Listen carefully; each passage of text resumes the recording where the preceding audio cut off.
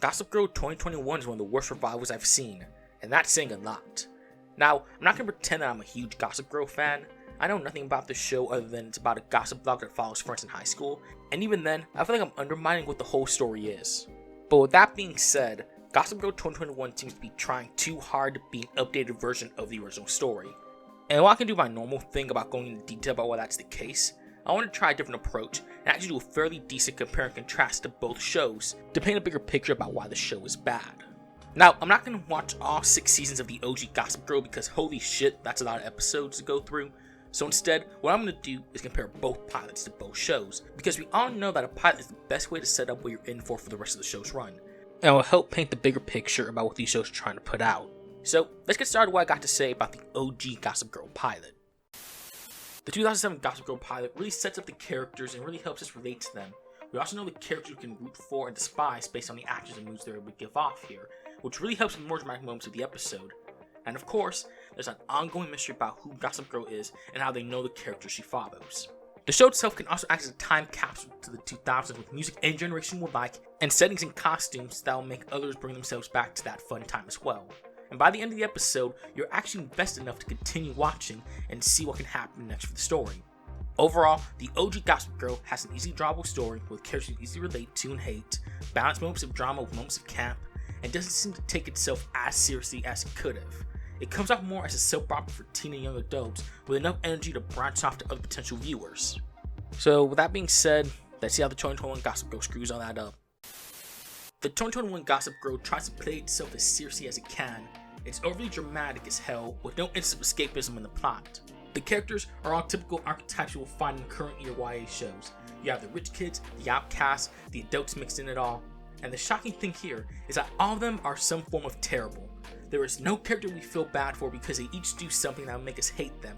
Perhaps a basic example is the teachers who, spoiler, are all Gossip Girl. Now, not only is covering underage students a serious issue in itself, but it also removes the mystery of Gossip Girl. The original series had this ongoing mystery about who they were that wasn't revealed until the series finale, and even then, it had serious build-up for anyone being them. Here, in the first episode, the mystery is revealed and removes all potential mystery about who could have been.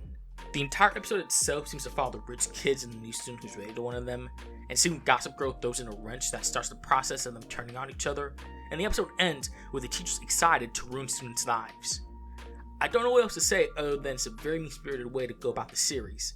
Sure, the rich kids are dicks, but I don't think this is the right way to go at it. In the real world, anything else could happen to resolve this issue other than what happens right here. Oh, and speaking of dicks, or the word dicks, but you know what, both works here. The show is another example of just because you're TVMA doesn't mean you have to go all in. Since it's on HBO, the show has sex, language, and drug use as the big factors. And that is pretty overkill.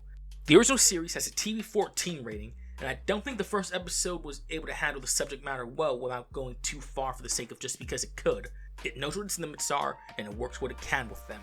Also, this Gossip Girl tries to be as relevant as it can with references to everything social media, music, and fashion. While the original Gossip Girl aged in a way to bring us back to a simpler time, I don't think anyone will be looking at our current time with such grace.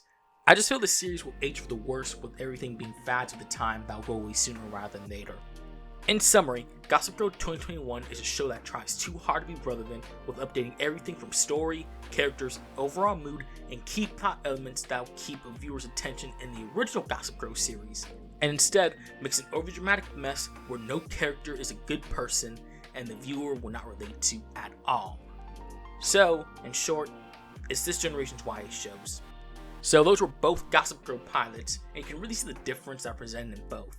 It's honestly no wonder that the reviews for the revival are negative, because it does everything opposite to what the original series was to accomplish to earn those 6 seasons. It's even more shocking that the people connected to the original series are back here and somehow undoes all the goodwill brought on to develop this mess. Is Gossip Girl 2021 the worst revival I've seen? Yes. Is it the worst revival ever?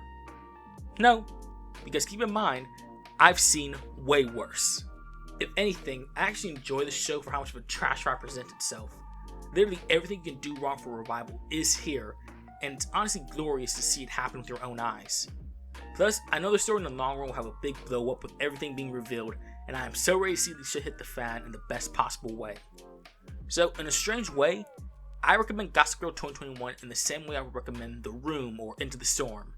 Just turn your brain off and enjoy the madness. Maybe get friends together and have a drinking party while watching it. If anything, we're in a new time where Hollywood is force-feeding us this revival reboot crap, and while we're getting some good with mounds of bad, it's always interesting to find that one unique golden nugget to study. And who knows, maybe Part 2 fixes issues Part 1 was able to create, or make it far worse. Either way, I'm watching.